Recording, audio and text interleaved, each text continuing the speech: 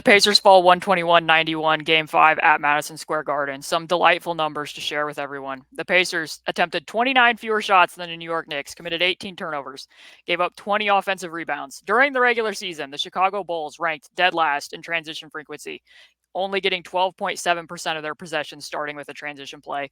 Last night, the Indiana Pacers posted a transition frequency of 11.4%, so slower than the slowest team in the NBA. Also, they had called 3 timeouts by the end of the first quarter, had blown through 5 timeouts with 2:11 to play in the half. That's where we find ourselves getting to discuss this game. Never the bridesmaid, always the McBride, it seems, as the New York Knicks made the adjustment to insert Deuce McBride into the starting lineup. What did you think of that adjustment? What did you think of the overall effort from the Indiana Pacers in Game 5 of a playoff series? So Deuce, I think, was more effective than maybe he should have been. But credit to Deuce and credit to the Knicks for making that decision. Not only just adding a bit of spacing, being a shooter, being a guy to face guard Tyrese, but also a couple pretty nice cuts in time in the first quarter from Deuce.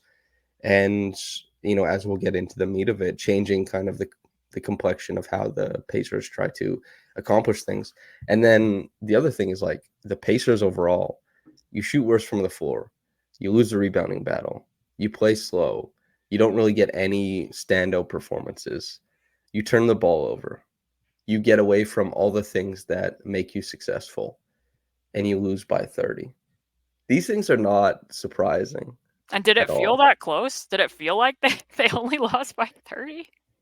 30 actually felt a little big, but this was the thing that I had a problem with when, because Indiana is down 3-2 in the second round, and they've had injured opponents, but the hand wringing every time the Pacers play, where everyone says like, oh, they're unserious because they're not up by 20 against an injured team yet. It's like playoff games don't scale that way. And the Pacers ended up winning a lot of the games where people were like, this team is so unserious. But it works the same way for the Knicks. Like the Pacers played a terrible game, and the Knicks were still up 7 in the third quarter after Miles Turner had his 9-0 run, which was a crazy watch. 30 felt big in this game, actually. It felt like more of like a 15, 20-point game where the Pacers were like the little brother, just comfortably head on the noggin, swinging, but never reaching the older brother, like that kind of thing. And ironically, the person with the hand on the head was stout of heart and stout in stature, Jalen Brunson. Yeah, I'm a little bit different because I felt like they got so thoroughly outplayed that I was actually going to ask you as a question, what possession occurred when you were convinced that the Pacers would not win this game? Like, what standout moment happened where you were like, yeah, they're not winning this game? Tyrese outlet pass to nobody from right side of the court to the Knicks bench. I was like, oh, they're not for real. For me, I think it was when Jalen Brunson rejected a screen going to his left and Precious Achua's shoe fell off. And the Pacers had a 5-on-4 where Achua was shoeless and Neesmith totally whiffed on a layup. And then they went the other way and somehow Josh Hart ran the ball back down their throats and drew a foul at the other end. Like they couldn't score in transition against a team with somebody who was carrying a shoe while they were running. Precious Ashua.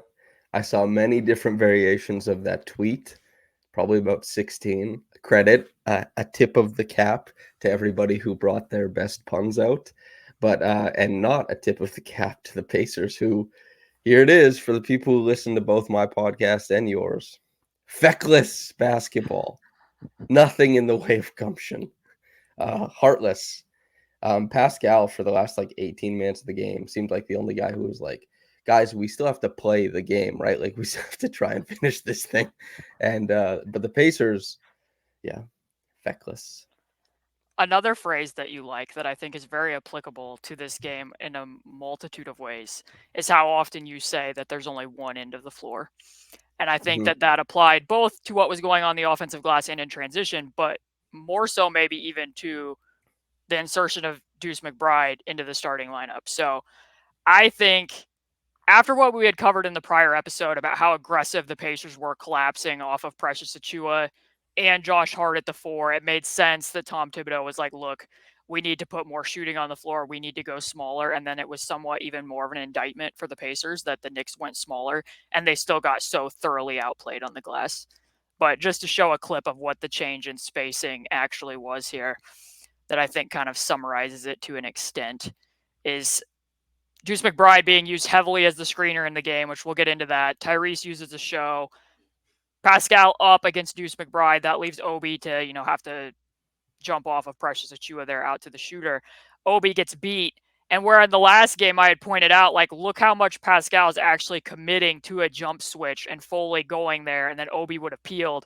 It's just like a slight dig again because he does have Deuce McBride up above him rather than him helping off above the break from Precious Achiuwa or helping off above the break from Josh Hart. It was just putting a little bit more tension on the defense in places where I guess you can argue and say, do you think that the Pacers should have been as concerned as they were with Deuce and the other shooters on the floor? Because there was a change in how willing they were to collapse off by comparison to game 4. I would have liked to switch there. I would have liked to see Pascal. It wasn't a bad dig either as far as digs go. Like, he got in there. Josh Hart is just really damn good with the ball on the drive. A switch would have been nice. TJ can rotate over. You can start to get in rotation from there. Instead of layups at the rim, I think these things are much, you can live with this kind of stuff. And like Dante DiVincenzo, 0 for 6, Josh Hart, 2 for 7, even Deuce, 3 of 7 from 3, Brunson, 2 of 6. I think they shot 34% as a team. I understand the shooting's better. And I watched Deuce McBride come into Scotiabank Arena and put up 18 points in the first quarter on 6 of 6 3-point shooting. I've seen, but I think probably an overcorrection from the Pacers, and one that I expect to see scaled back a little bit in Game 6. I probably wouldn't have switched that. I wouldn't have switched scheme that hard the way that they did. And a lot was talked about the fact that Deuce was put into the lineup and how Tyrese was being denied 94 feet. He was definitely pesky on the ball, provided more resistance at the point of attack than what the Knicks had shown in the prior 2 games. But I also actually thought the greater effect was with how often he was being used as the screener and what the Knicks were doing offensively, because just to reiterate here, Tyrese defended 22 screens in this game as the screener defender, meaning he was targeted 22 times. That's more than the entire series against the Milwaukee Bucks. He was targeted 19 times in 6 games. Also, he only used 15 screens as the pick and roll ball handler.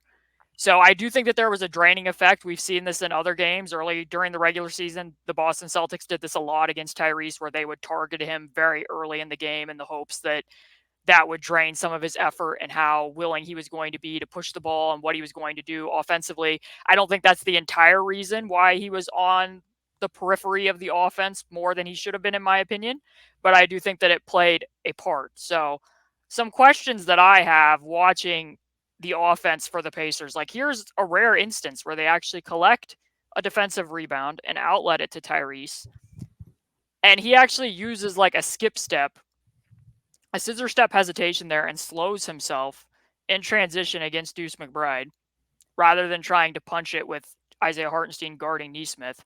And then Nesmith's able to, Hartenstein rotates over to Pascal.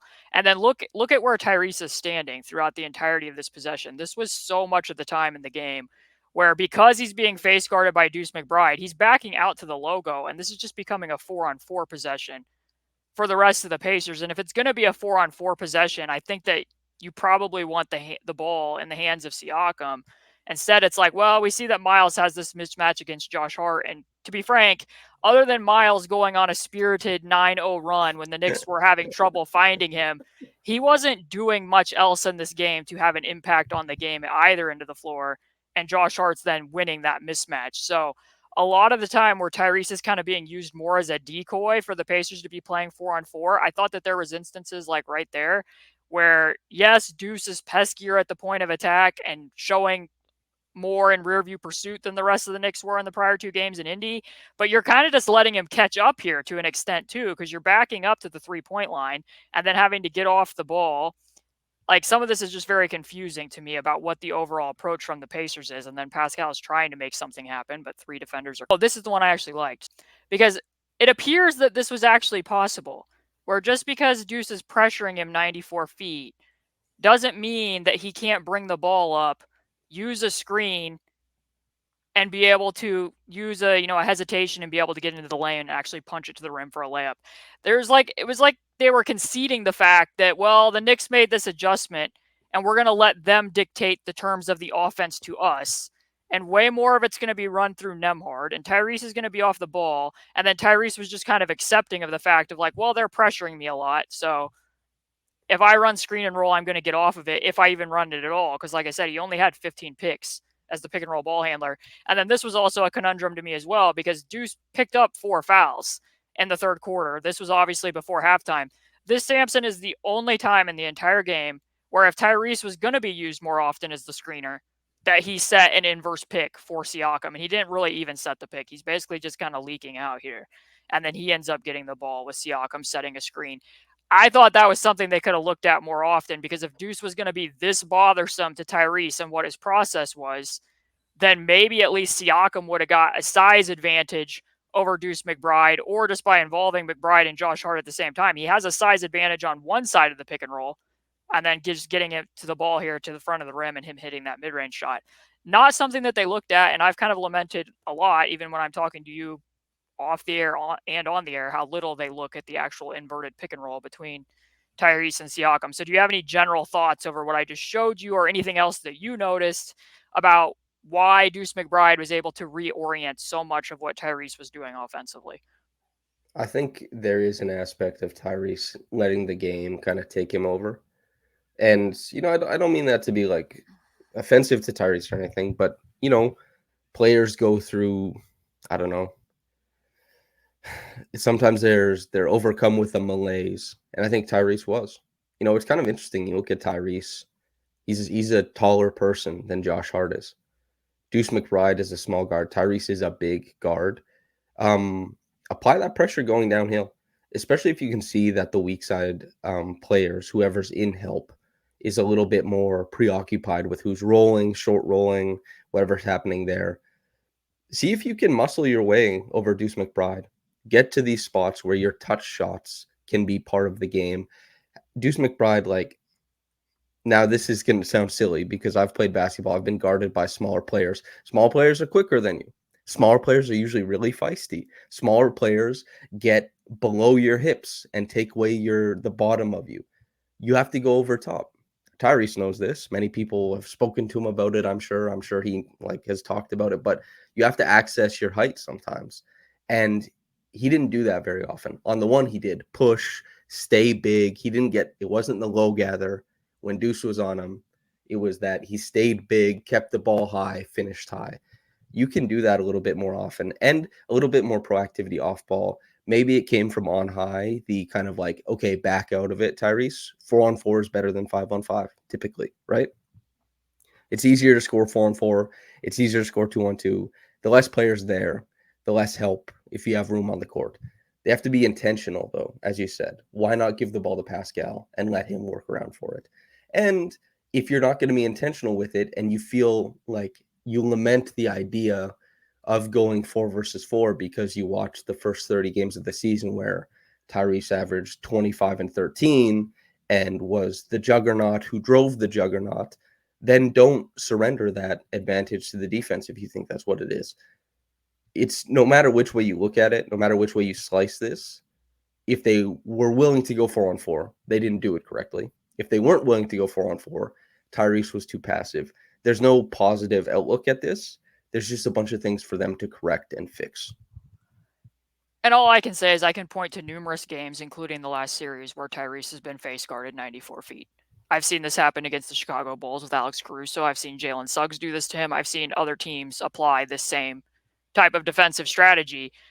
The only difference being is, and this is where I go back to the merging and there only being one end of the floor, is I do question when you're a guard and not only are they targeting you 22 times, but the Pacers don't want to give up that mismatch, and for good reason. Because, not to harp on this too much, but if everybody's going to keep pointing out that Brunson is quote unquote putting Nembhard in a body bag, there's some incongruent thinking if you're then arguing for the Pacers to stop showing with Tyrese and to give up that switch. That there's cognitive dissonance there.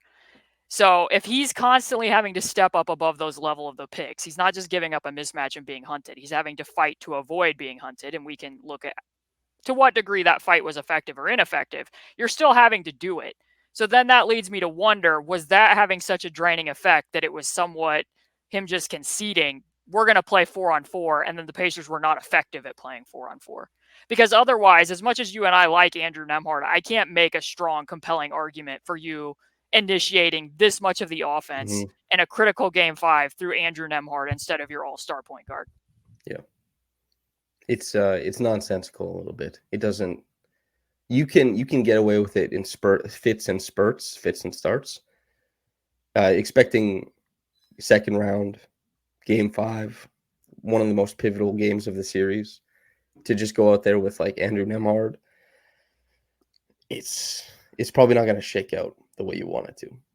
And this is why clear back when they played and lost a game to the San Antonio Spurs in San Antonio, it was very similar with the offensive processing and the number of picks per 100 possessions that Tyrese had used. Last night it was 23 picks per 100. Just for people reference point, during the regular season he averaged 50 picks per 100 possessions.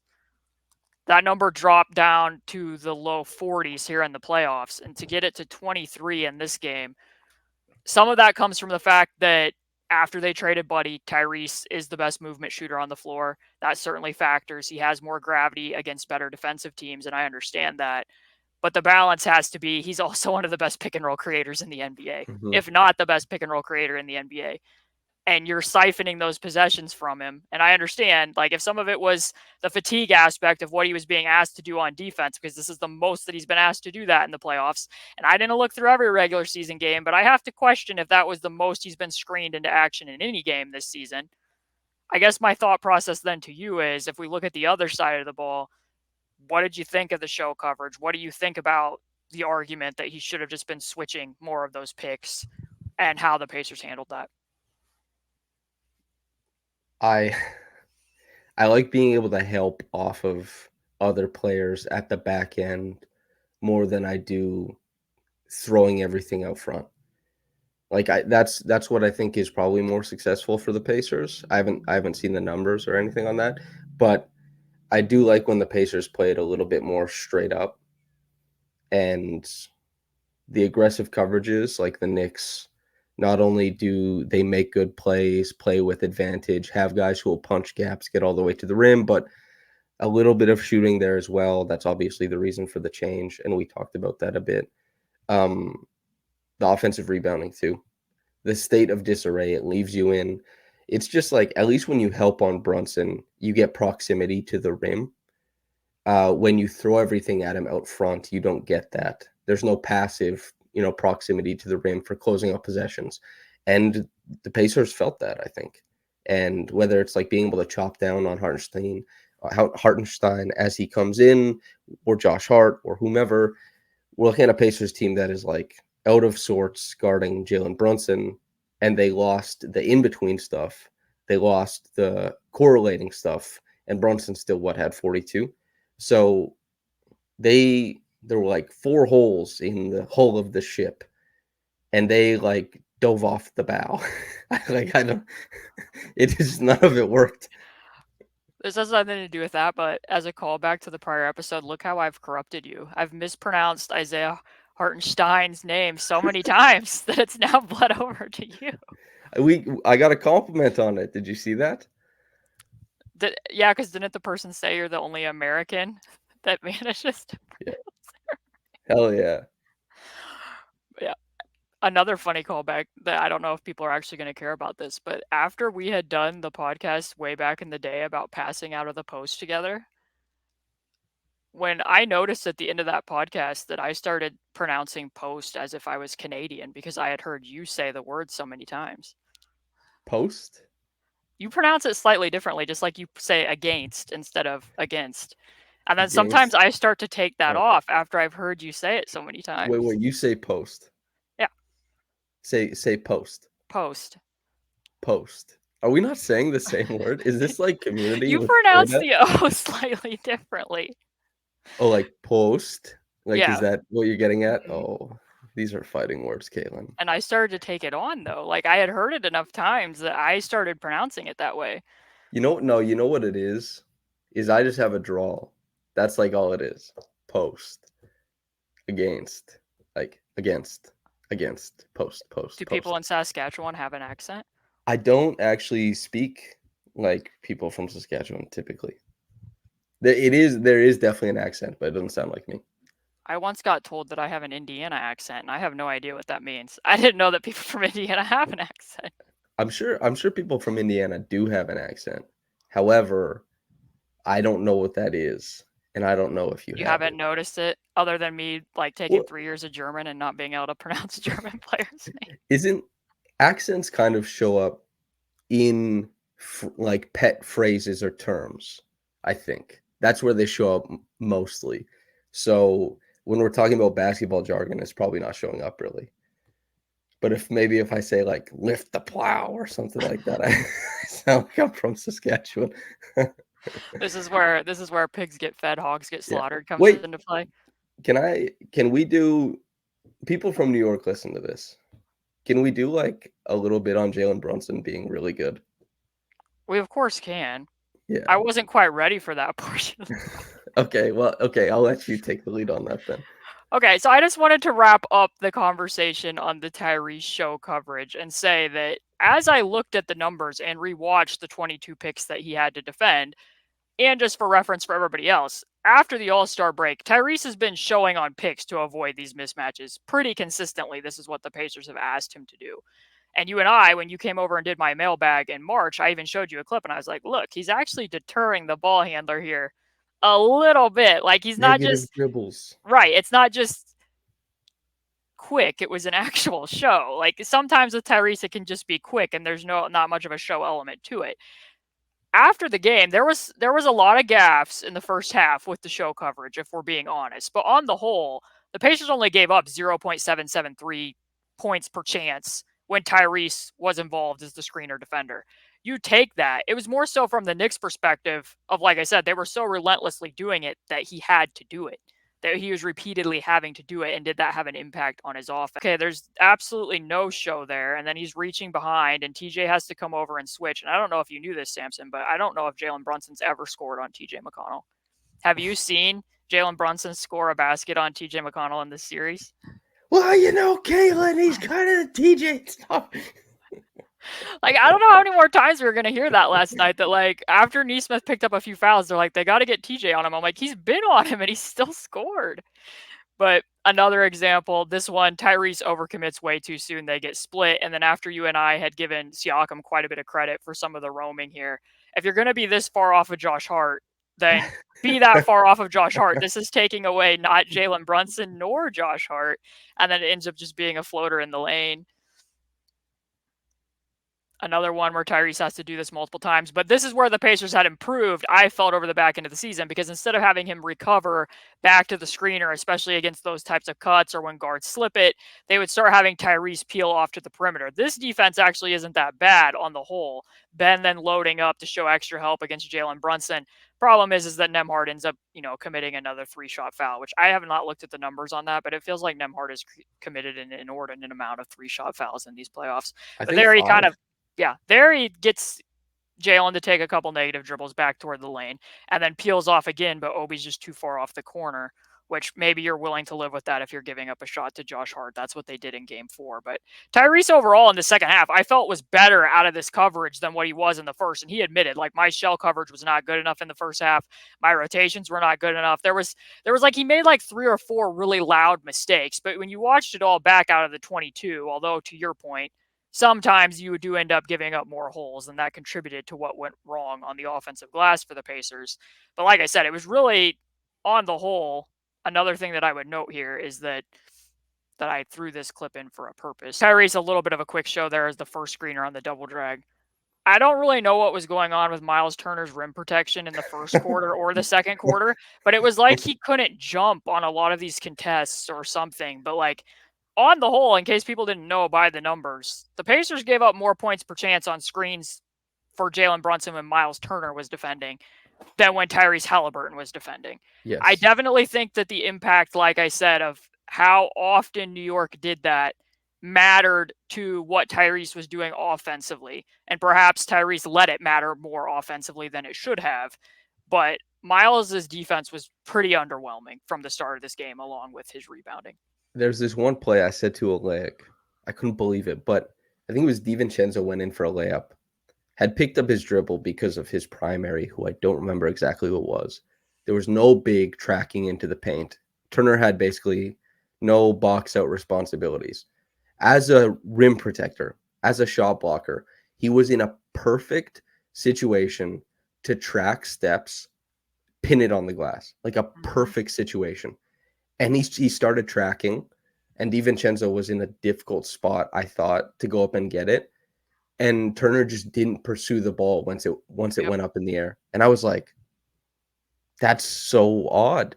That's your job right there. And that's like the terms were set perfectly for him to meet the moment there, and he just didn't. And I was like, what the hell? And then also being, as we see some of this like screen coverage, it's like, hey, what the hell? We've seen better than this. We've seen bad, but we've seen better. And from the get-go, contributing to some of the offense, this is what contributed to some of the offensive rebounding issues. Because if you're going to use a late switch out of the pick and roll, and I felt there was times where Miles was just too high in the pick and roll, and that was either allowing Jalen to get around the edge of the defense, or then they're late switching it. And if Aaron's late switching into Hartenstein, I'm correct, then you actually have to go in and make contact on the veer switch. You can't just meander in the lane when you're veering it and maybe somewhat get in the passing lane without actually making contact to get him off the glass. And then you are having Miles somewhat out of position. I think that there were, and some people did reply to this on Twitter last night, and you're correct, there were a few times where Miles did contest shots at the rim and then his teammates didn't collect rebounds in the ways that they should have. But I do think that overall it was an underwhelming performance from Miles defensively for the reasons that you laid out. When Miles really came into his own, especially with how many blocks he had in the Bjorkgren season, something that always stood out to me about him is that he baits drivers. There's times where he will let the driver go past him because he's so much believed in his ability to catch up with his recovery speed and get those types of blocks that you're mentioning, closing to the rim. And now it doesn't feel as though he's capable of getting as many of those. And then sometimes if he doesn't feel like he can, it's kind of like oh, well. Like, I really don't know how else to explain it. You see it like Pascal, the clip you showed earlier, trying to force something, turns middle, tries to get up at the rim. Hartenstein meets him there. And it wasn't easy for Hartenstein to get there, but the effort had to be made. And credit to Hartenstein for getting to the block. It looks odd when a big guy is in the vicinity and everyone can see like this is gettable and no effort is made. Now, it's a long game. This can happen to everybody. Everybody takes plays off or something like that. And a lot of times it will be because of like that last like deceleration where a guard is able to burst to their right and switch sides of the rim. But like DiVincenzo had a defender on his hip, was just squirting past, was in on his last step. Perfect situation for a shot blocker. And just it didn't happen. It's weird when you see that happen. And because this was the first quarter. Like, in defense, like, yes, it's a long game. And this, obviously, the Knicks had, 101 field goal attempts. So I understand that. But, like, this is what the coverage looked like from pretty much the beginning of the game. And everybody who's watched basketball, you recognize patterns, the neuropsychological chunking. You see it, you tense up because you expect these things to happen, and then you release. You're like, oh, damn, okay, If you want to talk about, effective, good basketball, we can pivot to Jalen Brunson. I can let you wax poetic about Jalen Brunson if you would like to. Jalen Brunson rocks. Like, for the Knicks fans, I'm sorry to upset you. Your fave, he is a flopper. But some of the best players in the league are floppers. He has a million redeeming qualities outside of being a flopper, though. Some floppers are just floppers. He is so good at maintaining a dribble. His mid-range and short mid-range shot making is some of the best I've ever seen. The way that he's able to flip between low arc and high arcing shots dependent on where the contest is, and seemingly suffering no penalty to his shot making. It blows my mind. And the sheer relentlessness with which he plays, it kind of floors me. He doesn't even get to show off his athleticism, which is good, or his traditional athleticism. There's a couple plays where like you watch him split, right? Boom. He's really, really quick on the split. You're used to seeing him kind of like bouldering around in the middle of the court, bump, bump, pump, swivel, hit a jumper. Sure, that's not point guard play that we're used to seeing. But like you see him split, you see him take big steps on a low gather, you see him finish at the level of the rim. This kind of stuff, the relentlessness to go for 40 repeatedly in these playoffs, and like the Knicks have done a good job of supporting him, but it's not like the Knicks are a tremendously talented team around him. Like we talked about DiVincenzo, credit to him going for 26 and then 35. But it's been what, like 8 points last game, 0 for 6 from 3, 4 of 14. He had what, 6 points the game before. Josh Hart has 18, but the one game he had like 6 or 7. Deuce McBride is in and out of the starting lineup. You know, Hartenstein can be like 4 points or he can be 12. Jalen Brunson is just there. That's why I said like it's an almost scheduled superstardom. He's just going to show up, and sure, he takes 35 shots, but everyone has signed off on that in New York. Everybody's okay with that. Everybody wants that. It's like, Jalen, ratchet it up. And this is something that like Jalen has been in what? This is his 4th playoffs that he's played in. If not that, then his 3rd. This is something I'd love to see Tyrese, not in the same way, but Tyrese can learn something from what he's seeing in this series, is that like the terms are not perfect for Jalen. Nobody is greasing the wheels for everything he wants to do. Like he has to go get uncomfortable to still find his volume. And regardless of what goes on in this game, regardless of coverages, he still goes out there and he gets after it and he finds his volume. And I'd like to see Tyrese, whether the Pacers win this series or not, like a real learning experience in this game, in this series, watching, you know, a guy like Jalen, that indomitable will to never let the game get away from you while you're on the court. And Jalen is just a star. It's been really fun to watch the Pacers try and figure him out, and to watch him have the skeleton key for the Pacers defense anyway, and for the defenses that precede it as well. Sure, but what if TJ McConnell guarded him for the whole game? Well, then it's over. then the water's turned off. I will say the terms are more favorable for Jalen than they are for Tyrese Haliburton. And I do agree with you. There was numerous instances in this game, I pointed them out, where sometimes he was letting Deuce McBride catch up to him. That type of stuff can't happen. The Pacers don't have near as many options and things that they can throw at Jalen Brunson as the New York Knicks have that they can throw and do against Tyrese Haliburton. In addition to the fact that, like I said, the Knicks are a hunting team because they have Brunson, who has the skill set that's built to be a hunter.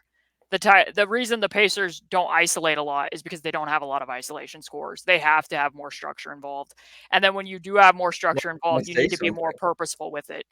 I believe Synergy had one guy on the Pacers as the 7th most efficient isolation scorer in the whole league this season, by the name of Pascal Siakam. However, when they play 4-on-4 basketball, he doesn't get the ball. He stands in the corner so that we can post up Miles Turner with Josh Hart poking the ball away. Heck yeah. Tough. Okay, would you be willing for me to turn this into an episode of The Last Dance where I virtually just hand you an iPad and I show you a compilation of clips without any commentary just to get your opinion on them? I just want to see what you notice from them. Okay. Yeah. Okay. I'm going to say absolutely nothing about what cigar is in the mouth. I'm going to say absolutely nothing about what we're about ready to see. And I just want to see what you're going to say after we've watched them all. I apologize for the silence to everyone.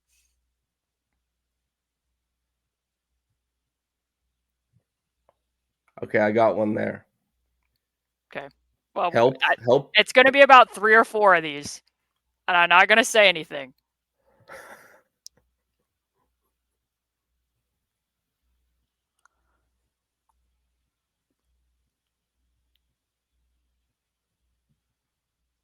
One more.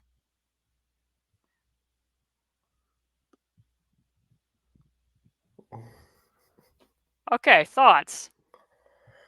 Okay, so stunting, showing, being in the vicinity. The only one I feel like gets a pass is Ben, because that was pretty good escape dribble from Brunson. So we don't even really get to see if Ben was all the way there, because Brunson covered a lot of ground and he was very quick to reestablish that he was attacking from there. That's a great play more than it is like a mix up, I think. But when it's in that package of plays where guys are like standing next to it and just being like, I hope nothing bad happens over there. I have responsibilities. I have a family. Just keep me out of it. They're like, oh God. That's guarding Jalen Brunson is very difficult. However, if you're going to be in the vicinity, you got to be in the vicinity. And we've talked about that in the series already, and we've seen them improve. So they've regressed, and to great effect. Hot damn. However, is a really good way to punctuate those clips, because there were times where the Knicks were being very purposeful with their spacing to make sure that Dante DiVincenzo was staying on the high side of the full side to make it harder for the Pacers to show those high digs. But in all of those clips, in all of them, one thing that I wanted to point out is Jalen Brunson is getting to his left hand in every single one of them, and you're not closing the door in any instance. Tyrese is guarding Deuce McBride. Like, would you rather close the door against Jalen Brunson or potentially let Tyrese close out a little bit late to Deuce on a catch and shoot three? I think I know what the answer to that is. Or Ben Shepherd could come now. Why can't Ben Shepherd come off of Josh Hart and then Tyrese can play halfway in between? Getting to his strong left hand, turning over his dominant shoulder right over TJ McConnell, the stopper of Jalen Brunson. Also, Aaron Nesmith out on the perimeter. You have to funnel that. TJ, come all the way off. Like, why isn't this a jump switch? I don't understand it. You're just opening up so that he can get all the way to his left again. This is his dominant hand every single time. And again, like, this goes back to the Knicks. You can see with the coverage against Tyrese Haliburton that they're not just willfully allowing Tyrese to get to his right. Tyrese is having to do some finagling. They're having to change screening angles for Tyrese to get to the comfortable spots where he wants to go. The Pacers are just allowing Jalen Brunson to do this over and over and over again. You have to funnel him into Obi Toppin on the right side of the floor so that Obi Toppin can help off. Instead, crossover back to the left all the way over. Miles not rotating in that rim protecting spot, similar to what you pointed out about Isaiah Hartenstein on that play from Pascal Siakam. Again, all the way to the left, which, yes, this is a good stop and go from Jalen Brunson. I'm not completely trying to degrade who Jalen Brunson is as a scorer. I've complimented this guy many times, including on the show clear back in February, where I said he uses his teammates like a jungle gym. It's impressive, amazing. He goes 5 on nothing. I don't know how you're letting him get to his left hand this many times. So the reason why I show this is now watch Ben Shepherd. Sits on that left hand all the way to the rim. Pulled off. Miles actually in rim protecting position. I would much rather see Jalen Brunson pulling up into mid-range, going to his right, than continuing to drive left over and over again, especially when the nearest stunter is either Josh Hart or Deuce McBride. I don't understand that coverage at all. And that's my long extended rant about that. So to give you the second Samson Folk plays basketball at pickup sometimes, I'm left-handed. So people guard everyone like just as if they're right-handed. So left-handed players go into a pickup game and they completely mix everybody's like decisions up. And the Pacers are a professional basketball team. And they played him 5 times at this point. This is game 5. That has played and seen a lot of Jalen Brunson. And yet the lefty knuckleball is still incredibly effective. Yeah. And I do want to add and say that I have a funny clip somewhere out on the internet that I'm not going to pull up in this space, but I will describe it, because I do think sometimes it can be too black or white, that like, oh, that guy's dominant left-handed automatically force them to their right. There's a clip from last season of the Milwaukee Bucks playing the Toronto Raptors where Nick Nurse is on the sideline yelling at Precious Achiuwa repeatedly to strong Joe Ingles, meaning force him to his right because Joe Ingles is left-handed. And it's like, okay, but Joe Ingles is way more likely to step back than he is to get to his floater. And if you're a step back shooter as a lefty, which direction do you step back, Samson, when you shoot a step back jumper? Do you step You back to want your right or to your left? it is more comfortable as a shooter to build and stabilize your step back on the guide hand side and to let your weight flow freely on your shooting side. It works for everybody except the point guard who I cover, Emmanuel Quickly, which I still have not figured out how he's organized his It body on does such not a way. apply to Tyrese Haliburton either. He would rather step back to his dominant right rather than his left as well. There are some quirky exceptions to the rule, but Joe Ingles is not one of them. And James Harden is not one of them either, which is why it didn't often make sense that everybody was always like, force James Harden to his right, because James Harden would rather step back than drive. And if he's going to step back, he's going to do so to his right, and you're just allowing him to align his body to the rim.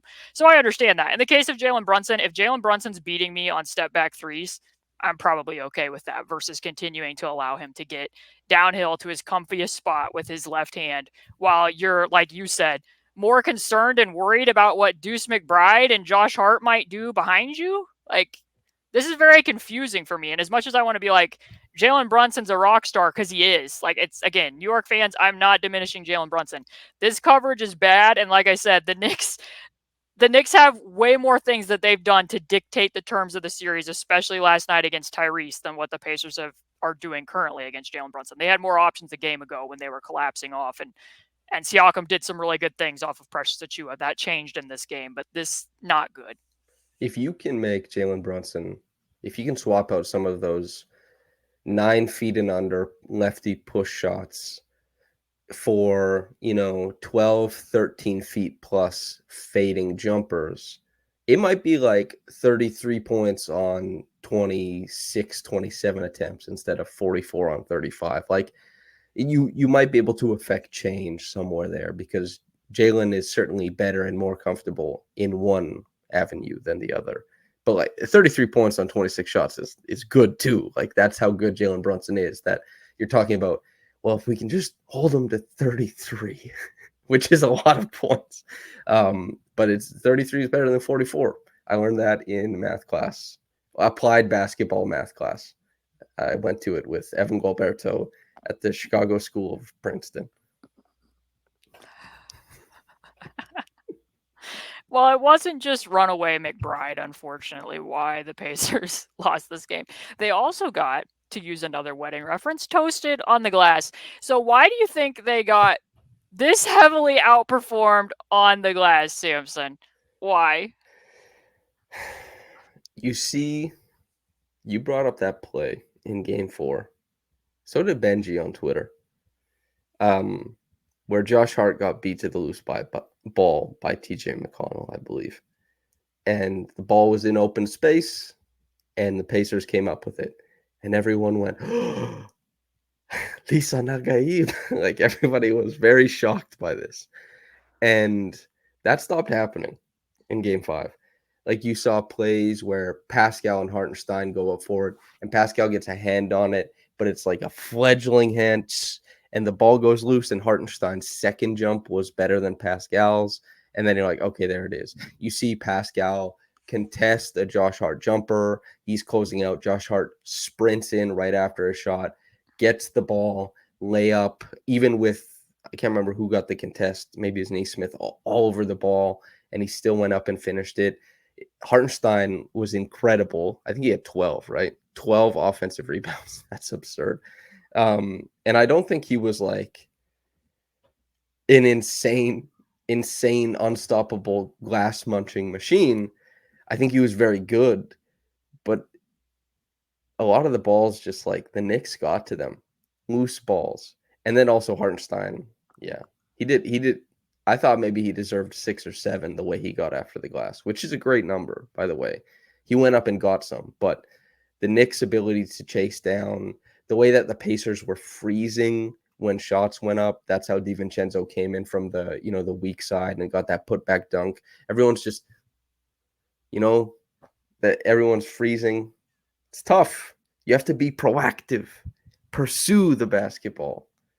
You And do some of more it Coach goes back Carter to, talking again, like points. the know your personnel know the scouting report when you go into the game. Because even that one that you just brought up about Josh Hart missing the three and then going in and getting his own rebound, that can't be a camera pan contest where you're leaking out of the contest against Josh Hart. And Mm-hmm. that's what Pascal did. Like, as soon as he contested, he just ran through it. You can't do that against the best wing defender or wing rebounder in the NBA. There's got to be a box out there. You have to stay. And that's what contributed to why the Pacers' transition frequency was as low as it was. If you compete heavily on the offensive glass against them, you can slow them down. That's not the only reason why they weren't getting plays in transition, but it was a big part of it.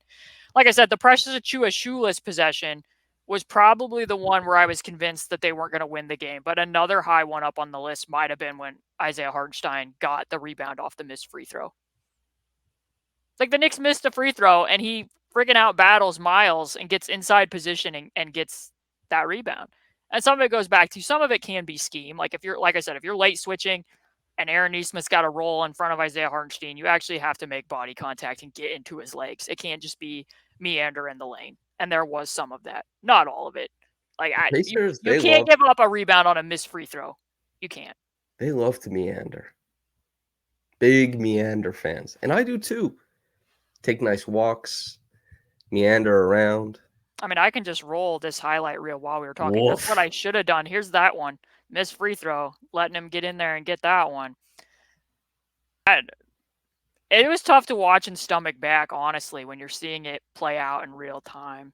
And especially because some of these, there was multiple chances just on the exact same possession where guys are just tracking it down faster.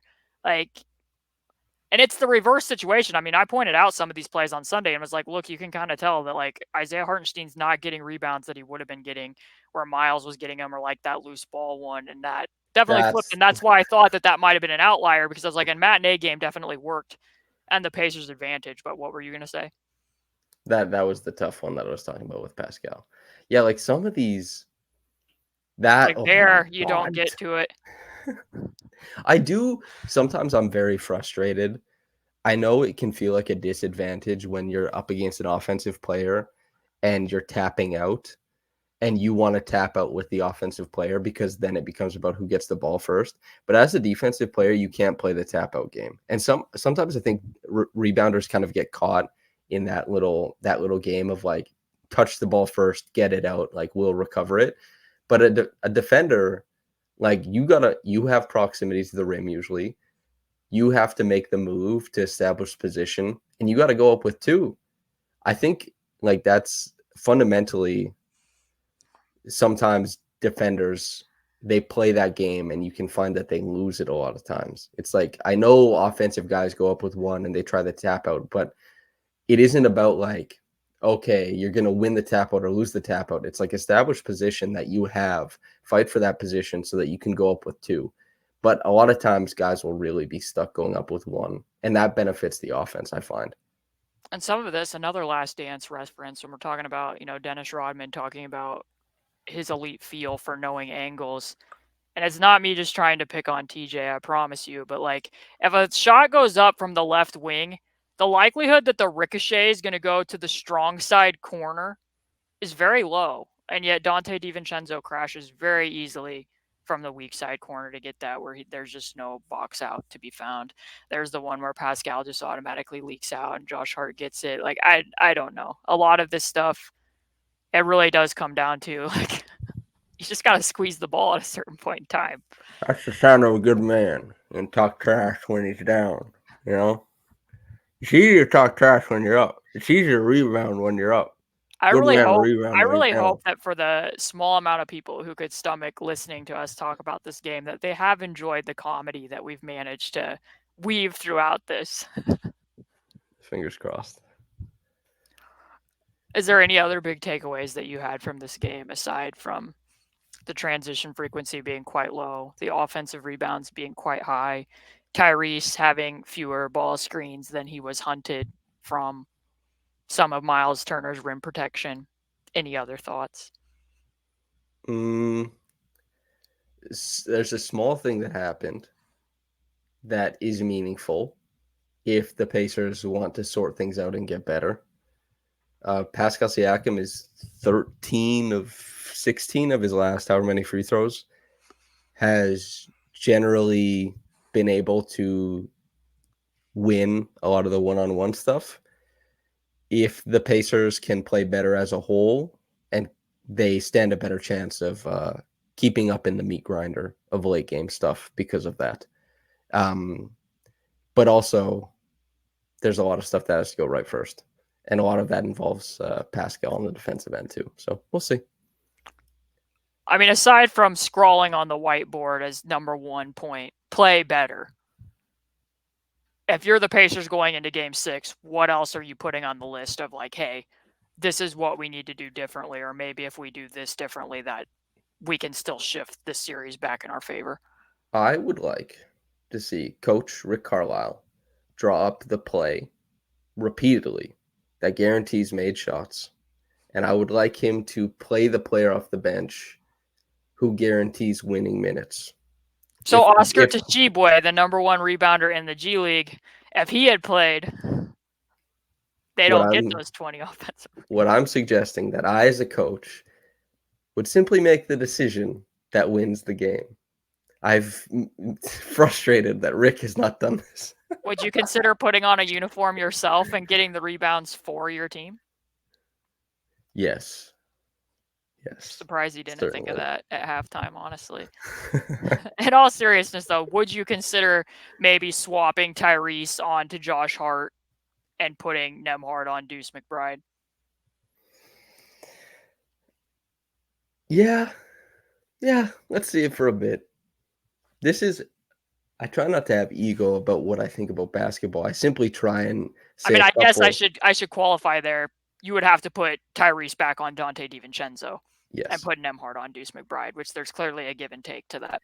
And the reason why I'm okay with saying that is because I was the one who was arguing that you might be able to survive Haliburton on DiVincenzo more like adamantly than you were suggesting, right? Back in after game 3 or game 2, sorry.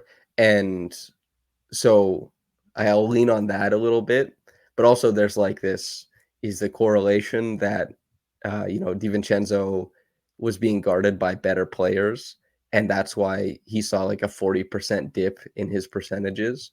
Or was he playing above his head as Haliburton guarded him and below his head as Nembhard did or something like that, right? Based on what I've seen from the regular season and the playoffs, I think it was somewhat of both. I think that Nembhard guarding him definitely did make a difference, but I also don't think, as you said, I don't think he's Ray Allen, but most things are both. But yeah, I try not to have an ego about decisions because, as much as I like sitting here trying to like forecast things with you, and I think sometimes we get things right, more so from an analyst point of view, I can't figure out how the Pacers win this. However, I would like to see them try a couple things so we get to talk about it, and maybe a couple of them work. So like, sure, let's move it around. What you're hoping to gain is that maybe Tyrese won't be involved as the screener defender quite as many times as he was with Deuce McBride as the screener if he's guarding Dante DiVincenzo, perhaps. He's got to bring the ruckus on offense. And that's what you're hoping for, that maybe if he's not guarding 22 screens in a game, maybe he's not as, I hate to use this word, but as complacent as he was in this game. Because I think there was some complacency offensively. I can get you to alter the way you say post, but you will not use the term feckless. I can't get you to do that. I think that in the first podcast episode, I did ask you if the Bucks were full of feck. Was that not enough for you? No, that's not enough. If the Pacers lose in game 6 or game 7, can we get a feckless drop from Caitlin? If they play feckless, then I will say it. Okay, noted.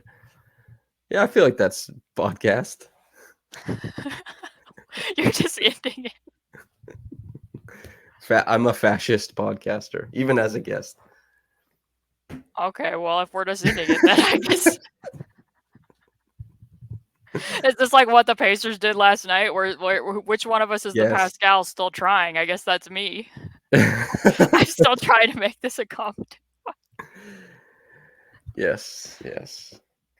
Well, I guess I'll let you say anything else that you want to say as a closing thought then, if we're wrapping this up. I look forward to game 6. And I hope that people enjoyed this podcast as we sit and stew believe it was Pippin speaking to Gandalf. Something about the war isn't that bad or a battle, but sitting on the edge of one waiting for it, that's even worse. Everyone will feel better once Game 6 starts, and you get to see what everybody's made of, whether they're full of feck or not. I don't have any Tolkien quotes, but I will continue to say what I've been saying, which is the only thing that can be known about the Pacers is that nothing can be known about the Pacers. Literally anything could happen in Game 6, and I'd be like, seems about right. Seems reasonable. Yeah.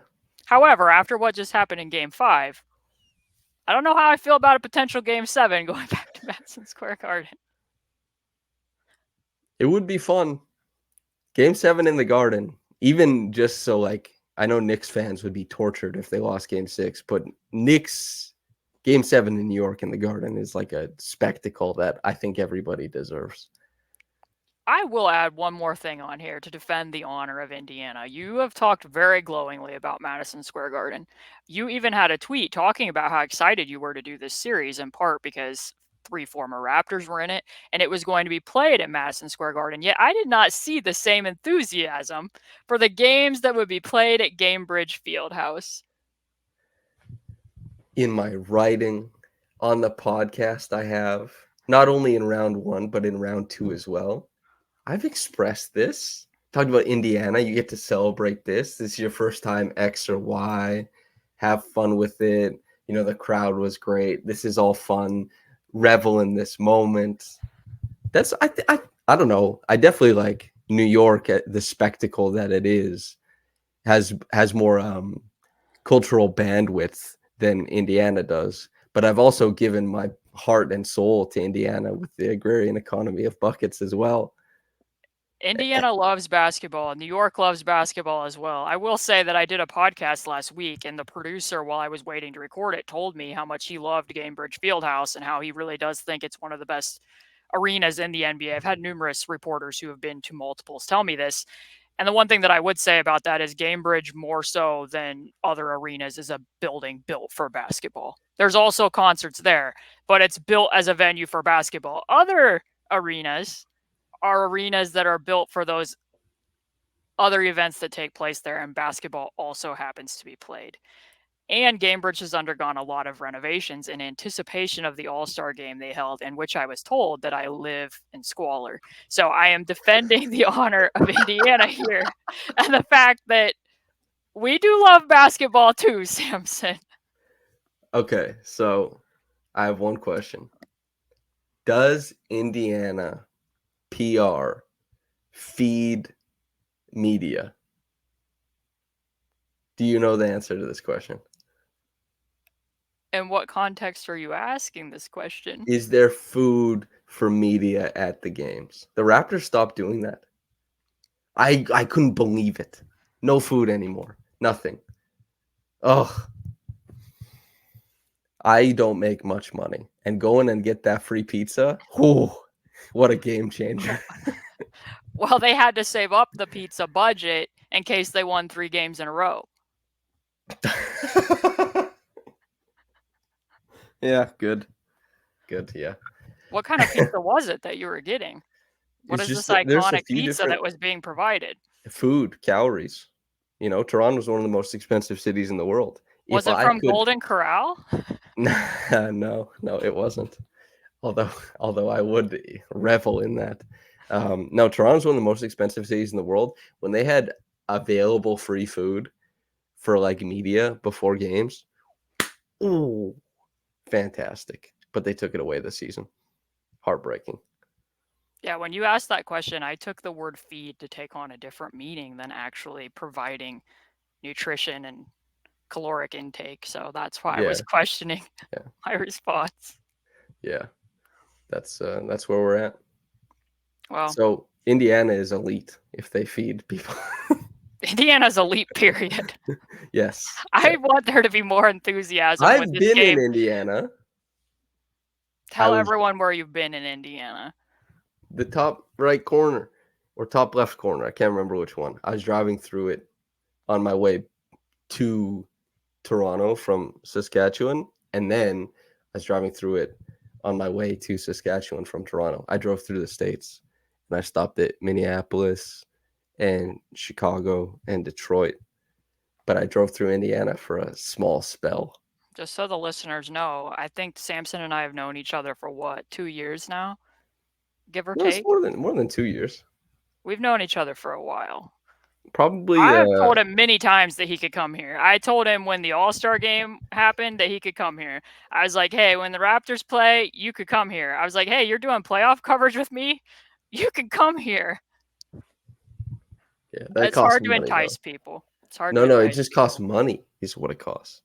What do you think? I'm made of money? I'm relying on the free pizza at the games. What do you think? I just got Indiana trip money just out of nowhere? Well, then I will close this out and tell everybody in the comments that if you do live in Indiana, let Samson know where the best pizza places are in Indy.